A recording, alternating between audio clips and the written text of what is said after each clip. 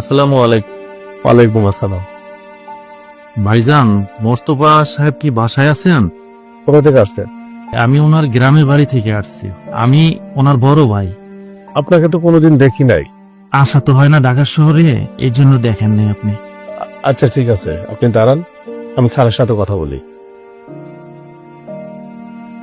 Okay sir, ঠিক আছে।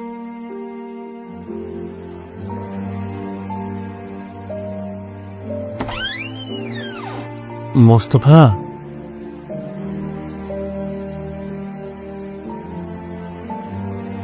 কি ব্যাপার? শয়তানের সাম্রাজ্যে স্বয়ং ফেরেশতা? ভাই তুই এসব কি কইতেছস? আমি বলি না, ছোটবেলার থেকে বাপ মার মুখে শুনে আসছি। কেন এসেছো? দেখ ভাই, আমি খুব বিপদ বইরা তোর কাছে আইছি। আমাদের মা খুব অসুস্থ। আমার দেশে টাকা পয়সা যা ছিল সব শেষ। এখন ডাক্তার দেশে মায়ের মাদ্রাস নিয়ে যাইতে হইব, নইলে মায়ের বাঁচান যাইব না। আমি কি করব? যাও, নিয়ে যাও।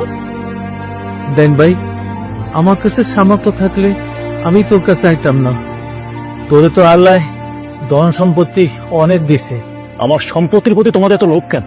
কোনো ভাই বা কোনো বাপ এসে আমাকে সম্পত্তি দিয়ে যায় নাই। আমি নিজের পরিশ্রম করে সম্পত্তি আমি জড়ো করেছি।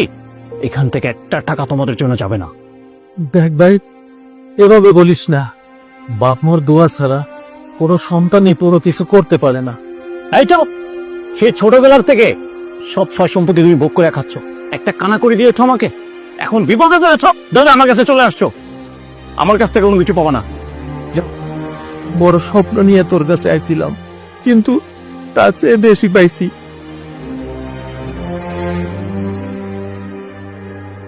এ শোন, আমি তোর বড় বাড়ির সাথে একটা কথা পেয়ে যাই। এত অহংকার ভালো না। এই অহংকারের কারণে তোর একদিন পতন হবে। কথা খাতি মনে রাখিস। আরে যাও যাও,